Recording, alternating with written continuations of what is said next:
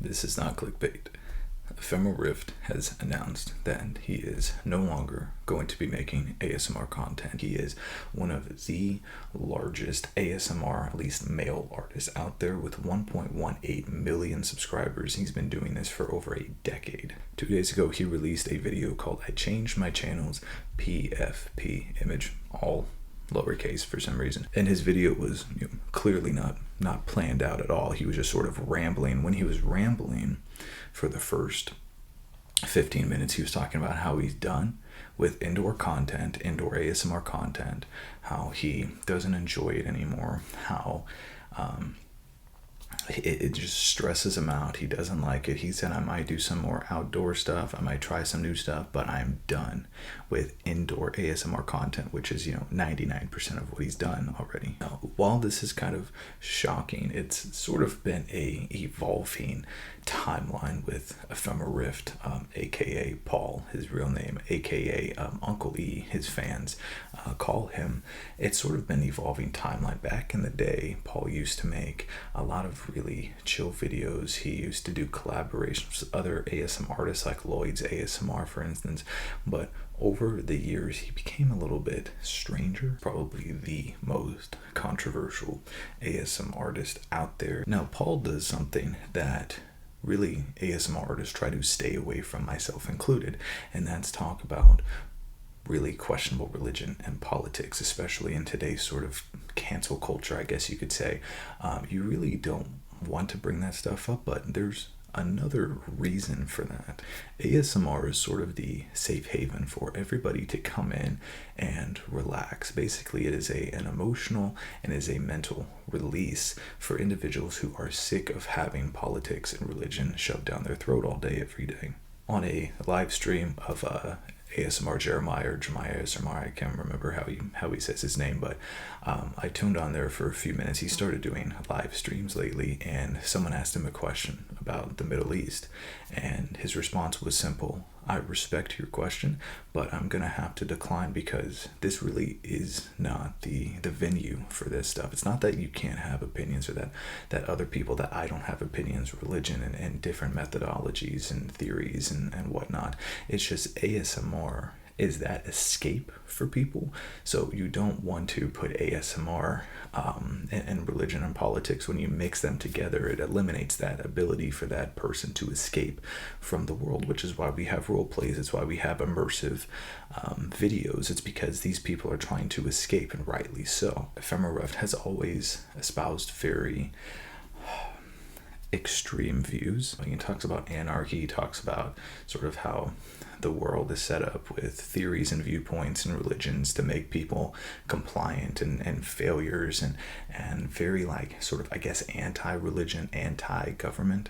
So I don't bring any of this up to tell you that, hey, there's a right way and a wrong way. I only bring this up to show you that Ephemeral Rift has kind of been going in this direction. He's not a people pleaser, and so that kind of predicated his actions and the things that he said just going up to a year ago. He started getting into some really unfortunate business. Apparently, he has this Twitter account that he's using and doing a lot of really weird things, saying a lot of really weird things. He started using the N-word apparently a lot, and that led to kind of a public apology that he has on his website, something to the tune of "Why I said it and I'll never say it again." And that was in October of 2023, so not that long ago, but that really wasn't it. In fact, he kept going, not with that, but in other controversy as well. So literally, while we're still in October of last year, he came out with some tweets that were kind of, I guess, in bad taste.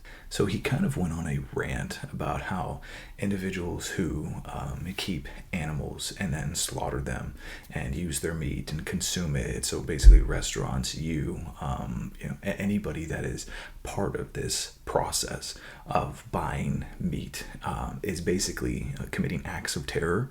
His words, not mine. And then he also went and said that humans are no more valuable than animals, and basically killing these pigs, and he says like chicken lives matter, pigs lives matter, and that kind of stuff. It's really rubbed people the wrong way. There's a video out there by Jojo of Jojo's ASMR which discusses that in much more detail, but essentially like Ephemeral Rift, he kind of doubles down on these statements, doesn't really waver.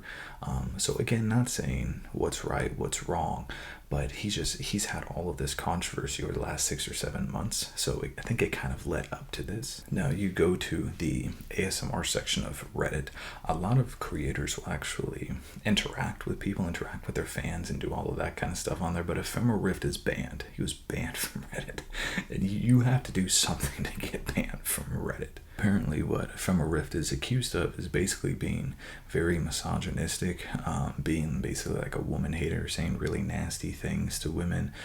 And again, I don't know if this is true or not. I could go online and say the same thing about anybody. You know, not to say this is true or false, but there was a lot of people on the Reddit that really negative things to say about him. No matter what you talk about, you're gonna offend somebody, so you can expect a little bit of that, which is why I've never really weighed in. Is it true? Is it not true? I leave it to people who want to do their own research on that and not tell you one way or the other. Now, going back to his channel is filled with a lot of just really neutral content. I know he had a podcast where he talked about politics, religion, all that stuff, but the majority of his videos have nothing to do with those things. So you see things like, you know, sleep for the sleepless, and I remember he used to do these really interesting talks in his kitchen about like suicide prevention and trying to help people that are, you know, mentally unwell. But then he also has all these videos where he creates his own universe. He does a lot with DC Comics and Batman and Arkham Asylum and all of that kind of stuff. He creates really original, really cool content. A couple of weeks ago, or I guess about a month ago now, he started posting just like unusual content, and unusual for him means something different because he's unusual by himself. Nature walks, talks in the forest. A lot of these followers who are not very gracious about the kind of content that he's putting out, which I'm sure just made him more and more disgruntled. I mean, obviously, who wouldn't be disgruntled? You're putting out, taking time out of your day, putting money and energy and effort into something, and then someone comes out and says, hey, this content sucks, go back to your other stuff. Going back, he also mentioned something that I think is very important, and it's the fact that he does not enjoy making ASMR videos, and he addresses the difficulty in making ASMR videos. So number one, there's a lot of people who just don't get it. I don't care how many times I put in my comment section, my description, this is ASMR, and this is what ASMR is. You still have people coming out saying this is stupid, this is stupid. So first off, it's overcoming that. Second, you have these ASMR videos that have to be done just right, and if they're not right, then holy cow. Myself, I've done this before, record an ASMR video 20-30 minutes only to replay it and realize that the wires were not connected right and the sound is awful, so you have to go back and do something totally over again. And if you actually open something or spend something or whatever, you have to go buy those things again. It's fairly well documented with everything. There was a Tony Mamoni video that came out the other day where you can hear cars revving in the background, and he's saying, oh, you know, and he Fred's ASMR. I've seen blooper reels where you hear planes going overhead, and at that point in time, literally the ASMR artist has to stop, be like, this is unbelievable, and then start over again. So literally, your videos can only be as good as your quiet and your peace, which you can't control. And that led me to commenting and trying to interact with Ephemeral Rift as well. I left a comment saying, I very much agree on the stressful nature of ASMR making. I said I curse more making ASMR content than any other time of the day, which is true. It has to be perfect, and any slight deviation of sound and things out of your control can totally throw a monkey wrench in it. It truly is an art that can be only as good as things not even in your control. And then I said, it's great to see you prioritizing your mental health, which I absolutely meant, and I absolutely mean now. Now, obviously, his fans are very upset at this, and one individual even said, I'm sure I'm not the only one that really misses the ASMR. You were on a heater before this diversion, the best relaxing content. Really hope you get back into it. You have a gift. To which he replied, I'm not done with ASMR for good, but for now, yes, I might drop ASMR here and there, but yeah, he basically said, oh well. Now you're not gonna hear a lot about this, which is why I decided to make a video on it, because he did not use a clickbait thumbnail or something in the description that says like, I'm done, no more ASMR, you've done it this time, I'm finally finished. Like, he didn't do that. So he hid, not in a bad way, but he put it in a video that does not have a whole lot of views. It's probably not going to get a whole lot of views because it's not an ASMR video and people want to see his ASMR content. So there's a lot of people who just are going to think he dropped off the face of the earth, and hopefully this video will help that. But I did want to take this video in a different direction right now because Jojo did a video that talked about with him, and there's a couple people that have done that, and boards and stuff like that, and on Reddit where they just totally put him down. I want to take this video because this video is not a Ephemeral Rift put down session. It's actually the opposite. Ephemeral Rift, at least when he started, was all about helping people with mental illness, anxiety, and all of that kind of stuff. Whereas a lot of these bigger ASMR artists, they had that at the very beginning, they wanted to do that, but now it's all about money for them, and they really could care less about your mental and emotional health. When I was in undergrad, around 19 or 20, I developed really, really hardcore agoraphobia and anxiety and stress, and I found ASMR. The first thing that I found, literally found it just from a recommended video, didn't look at it, didn't, stumbled butt backwards into it, and I stumbled into the most relaxing video ever by Tony Bomboni. I thought it was great. I thought that the triggers were great. It was the first time that I felt ASMR. The very first ASMR video that I ever actually watched was Ephemeral Rift. It was the candy testing on the boardwalk video that has over 4 million views. Put that up there.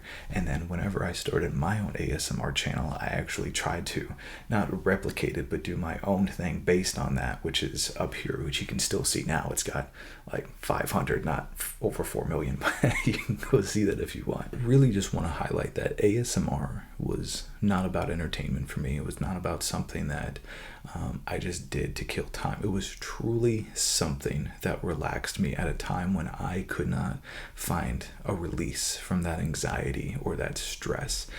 It was something that helped me sleep when I literally could not get to sleep. So ASMR was how I medicated, and Ephemeral Rift was so crucial to that process. If you take away the mental breakdowns, and he's human too, and he's been out over a decade, so you're probably gonna have some dirt, but he's contributed, I think, almost 2,000 videos that have legitimately helped people.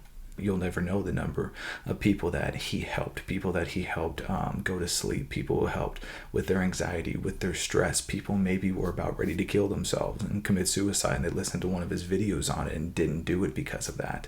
So I think you need to take that stuff aside and put it to the side and actually be thankful for what he did. Of course, not telling you how to feel. I'm just reflecting my own opinions and my own emotions. A lot of ASMR artists, some of them that I mentioned in this video as well, a couple of them that I didn't, a couple of them, maybe a few from England, who knows. I'm not going to name them by name, but people who legitimately don't care about interacting with you.